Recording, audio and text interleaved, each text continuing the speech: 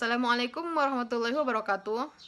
Mohon maaf sebelumnya Bu, izinkan saya perkenalkan diri terlebih dahulu. Nama saya Engki Mesarah Lubis, saya dari kelas 1C, Prodi Sarjana Terapan Kebidanan Medan.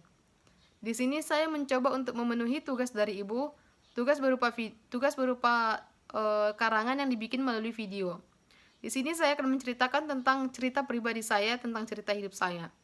Jadi, dari dulu saya bercita-cita sebagai seorang guru.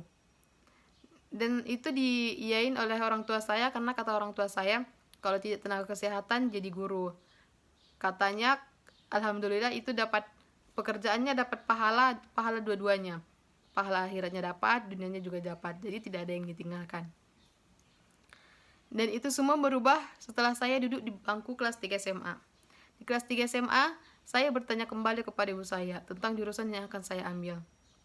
Kata ibu saya, karena kakak saya sudah ngambil keguruan, saya ngambil kesehatan.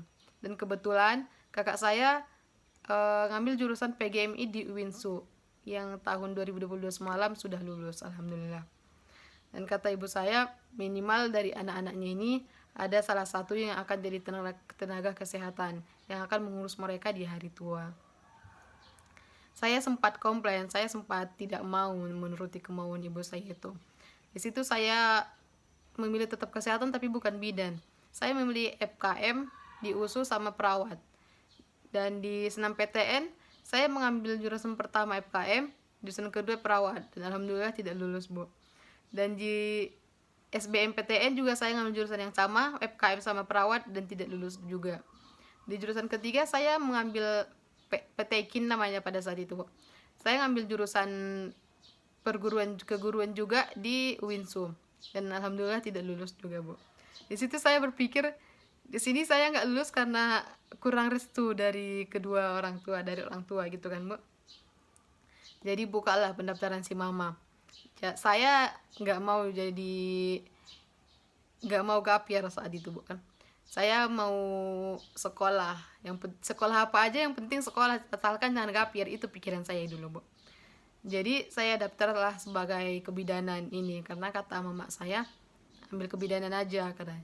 Dan saya berpikir jangan-jangan sebelumnya yang saya gagal-gagal itu saya kurang ridho dari orang tua. Jadi saya ambillah jurusan kebidanan di Medan ini. Di situ saya mendaftar di bulan puasa yang lalu, sampai saya bolak-balik Mandailing Natal Medan. Saya pulang dari Medan habis daftar ulang 2 hari sebelum lebaran. Saya sampai di kampung saya. Dan dari semester 1 saya tidak menganggap diri saya ini sebagai seorang anak kebidanan. Saya masih kurang terima, kenapa sih saya di sini? Apalagi semester 1 kan kami asrama kan, Bu, yang tiba-tiba harus dikurung, yang baru pertama kali di dunia saya gitu, Bu. Baru pertama kali saya hadapi yang kayak gini, dikurung dengan senioritas yang tinggi, dengan peraturan-peraturan yang ketat gitu kan, Bu. Saya sempat ingin menyerah di awal-awal saya masuk asrama ini. Sebulan saya di sini, saya tiap malam nelpon orang tua saya, nangis-nangis kayak gini gitu kan, sampai orang tua saya kayaknya kasihan sama saya kan, Bu. Sampai saya disuruh, ya udah kalau kayak gitu pindah sekolah aja di sini, tapi tetap kebidanan gitu kan. Saya nggak mau, saya pikir orang tua saya sudah mengeluarkan banyak duit untuk saya di sini, jadi saya nggak mau menyanyiakan itu. Saya juga berpikir ini masih awal, belum seberapa gitu kan, Bu. Jadi di semester 2 ini saya mencoba untuk memahami diri saya. Saya mencoba untuk memotivasi diri saya sendiri. Saya sekolah untuk kedua orang tua saya. Saya sekolah jadi bidan ini agar saya bisa membantu kedua orang tua saya, bisa menolong kedua orang tua saya. Jadi nanti harapan saya setelah saya tamat sekolah dari kebidanan ini, saya bekerja di kampung saja. Saya pulang ke kampung, bekerja di kampung. Saya tidak ada niatan untuk kerja di Medan ini. Seperti sering dosen-dosen bilang, sekarang sudah banyak lowongan bidan Indonesia yang dipakai kerja ke luar negeri yang gajinya di atas rata-rata gitu kan, Bu. Saya tidak sempat kepikiran ke situ, saya tidak mau ke situ.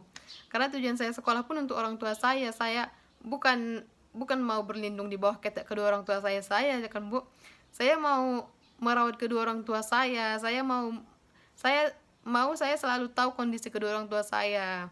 Saya sebenarnya bisa dikasih sama orang kan Bu, tapi belum tentu orang itu bisa menyayangi kedua orang tua kita seperti yang kita sayangi. Belum tentu kedua orang itu membuat yang sangat-sangat terbaik kepada kedua orang tua kita gitu kan Bu. Jadi saya berniat untuk sekolah betul-betul karena saya akan saya mengabulkan permintaan kedua orang tua saya.